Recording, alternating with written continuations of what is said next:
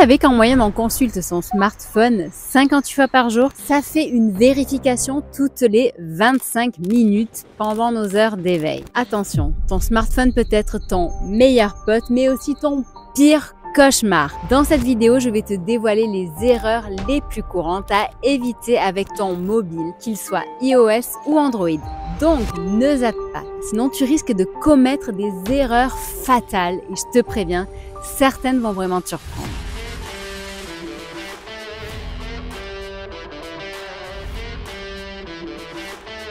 Bonjour, je suis Steph, fondatrice de Comparateur.com, site 100% indépendant. Avec mon équipe, on t'aide à améliorer ton pouvoir d'achat et donc à avoir une vie un petit peu plus sympa. Si tu aimes ce type de sujet, abonne-toi vite et active la cloche pour ne rien rater. C'est quand même ballot. Cet objet que tu as dans tes mains toute la journée, que tu utilises pour tout et n'importe quoi, est aussi la porte ouverte à la perte d'argent, de graves maladies ou encore la fuite de photos ou infos les plus secrètes que tu ne veux pas partager. Donc, voici mes pratiques pour protéger tes données, ton portefeuille, mais aussi ton bien-être. Allez, on va démarrer avec justement les risques de piratage de données et le vol d'argent. Avec le cas des stations de charge publiques, le juice jacking. Donc imagine, tu es en déplacement, tu n'as plus de batterie et là, une station de charge publique te tend les bras. Tu l'utilises, non? Dis-le-moi en commentaire. Bon, eh bien, c'est une erreur. Ces stations peuvent être piégées pour installer des malwares sur ton téléphone. On appelle ça le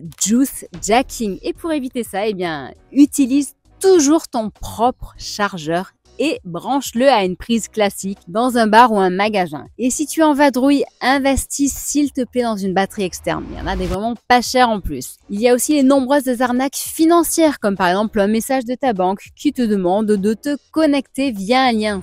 Stop! Alerte, tentative de phishing. Les hackers sont rusés et créent de faux sites pour voler tes identifiants ou alors ils font même appeler de faux conseillers. Pour accéder à ton compte bancaire, tape toujours l'adresse officielle de ta banque directement dans ton navigateur ou alors utilise directement l'application officielle. Et souviens-toi, ta banque ne te demandera jamais tes identifiants, que ce soit par email, SMS ou téléphone. Allez, en plus je te recommande de te multi-bancariser pour éviter d'avoir tout ton argent au même endroit. Si tu connais ma chaîne, tu sais que je suis leader en comparaison bancaire avec plus de 200 établissements analysés. Pour ma part, j'ai plusieurs comptes, Monabank, Boursobank, BNP Paribas, Revolut, etc. Et si toi aussi tu veux les rejoindre ou si tu veux en savoir plus sur ce sujet, eh bien va voir mes liens qui sont en descriptif car en plus en ce moment il y a des méga primes à ne pas rater et ça grimpe jusqu'à 250 € pour les nouveaux clients. Allez, on passe à un autre problème, les Wi-Fi gratuits. Oui, c'est pratique, mais pas pour consulter tes comptes bancaires ou tes réseaux sociaux. Imagine un open space où tout le monde peut lire ton écran. Donc si jamais tu dois vraiment te connecter en déplacement, utilise un VPN pour sécuriser ta connexion. Personnellement, j'utilise NordVPN depuis quelques années et ça te permet de devenir une ombre sur Internet. Et avec mon lien, eh bien de nouveau, c'est la garantie d'avoir la meilleure promotion du moment. On passe à autre chose. Attention au ping call. Tu sais, tu reçois un appel en absence avec un numéro inconnu, souvent étranger, qui raccroche aussitôt. Le but de tout ça, te pousser à rappeler un numéro surtaxé ou alors quelqu'un qui va t'arnaquer. Bref, ne rappelle jamais un numéro que tu connais pas. Surtout s'il commence par un préfixe exotique ou un 08. Autre problème, passer pour un pigeon et payer plein pot ce nouveau mobile. Eh oui, on est tous tentés par le dernier smartphone. D'ailleurs, celui-ci c'est pas le dernier. Mais l'acheter dès sa sortie, c'est souvent payer le prix fort. Et certains iPhones, c'est quand même presque 2000 €. Et si je te disais qu'il y a des astuces pour économiser et payer bien moins cher? Le cashback, tu connais? Joko eBay Club. Perso, c'est mon combo secret pour économiser. J'utilise Joko depuis longtemps et j'adore son cashback, mais aussi le paiement en 3 fois sans frais dès 50 €. Si tu veux tester toi aussi, ajoute le code parrain EGUKQP à ton inscription et tu auras en plus un bonus de ma part. C'est offert. Il y a aussi donc eBay Club qui est pareil, mais avec plus de marchands accessibles et sans paiement fractionné. Ici, le code à ajouter, c'est Stéphanie106 pour recevoir aussi ton petit bonus sympa à l'ouverture. Tu peux aussi faire ton achat via ton opérateur qui propose aussi des réductions sur les nouveaux modèles. Mais attention, méfie-toi car il y a souvent un abonnement long terme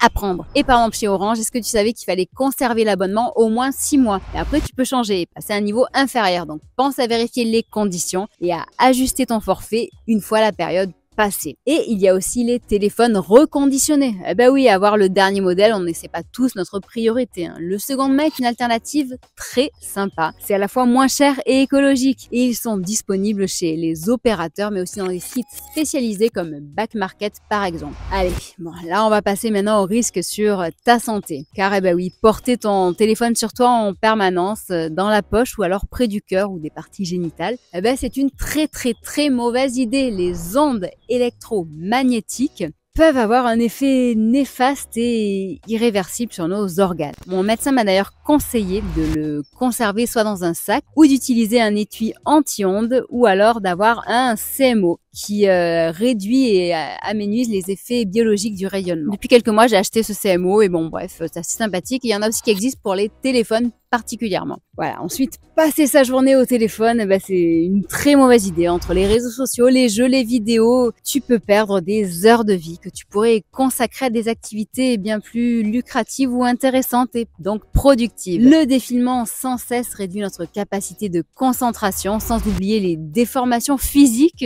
qui en découlent. Et oui, des chercheurs ont anticipé notre évolution et si on continue ainsi, eh ben on aura une posture voûtée, des doigts recourbés et l'apparition d'une deuxième paupière. Bref, c'est pas beau à voir si tu vois la photo de Mindy qui s'affiche à l'écran. Flippant, non? Donc, pour éviter ça, limite ton temps d'écran. Je me fixe 1h15 par jour sur les réseaux sociaux maxi. Et toi, tu y passes combien de temps? Tu me le dis? Allez, utiliser son téléphone aussi contre l'oreille à chaque fois que tu fais un appel prolongé, c'est pas une bonne idée. Non seulement ça chauffe, mais en plus ton cerveau est exposé aux ondes. Donc, privilégie le haut-parleur ou les écouteurs. C'est ce que je fais depuis longtemps. D'ailleurs, mon médecin m'a dit que les écouteurs filaires sont moins nocifs que les sans fil.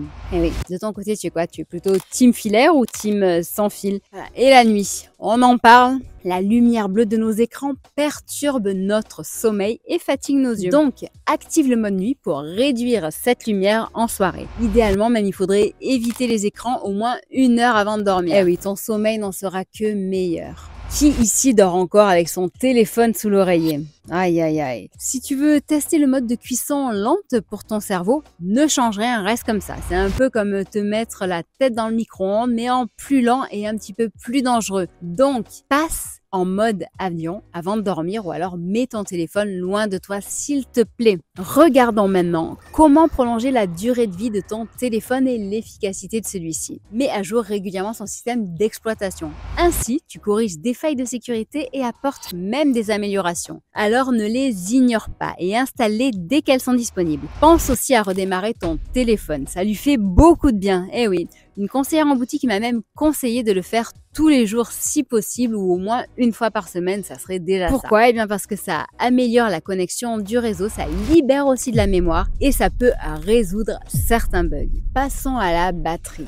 Oh, le nerf de la guerre. Eh oui, et pour la préserver, eh bien il faut éviter les températures extrêmes. Entre 16 et 22 degrés, c'est l'idéal. En été, ne laisse pas ton téléphone en plein soleil et en hiver, protège-le du froid. Ne le laisse pas brancher une fois qu'il est chargé à 100%. Une surcharge peut l'endommager. D'ailleurs, certaines études recommandent de maintenir une charge entre 20 et 80% pour prolonger la durée de vie de ta batterie. Préfère les petites charges régulières plutôt qu'une charge complète où tu vas passer de 0 à 100%. J'espère que tu as appris des choses et si tu en as à nous partager, n'hésite pas à le faire en commentaire. Allez, like et abonne-toi si tu as aimé cette vidéo et pense aussi à utiliser mes liens pour profiter des meilleures promos. Je te dis à très bientôt, que ce soit sur le site comparaton.com, Facebook, Twitter, Instagram, TikTok, LinkedIn et même Discord, où tu pourras télécharger tes e-books gratuits et apprendre à mieux gérer ton budget et ton épargne. À très bientôt, merci.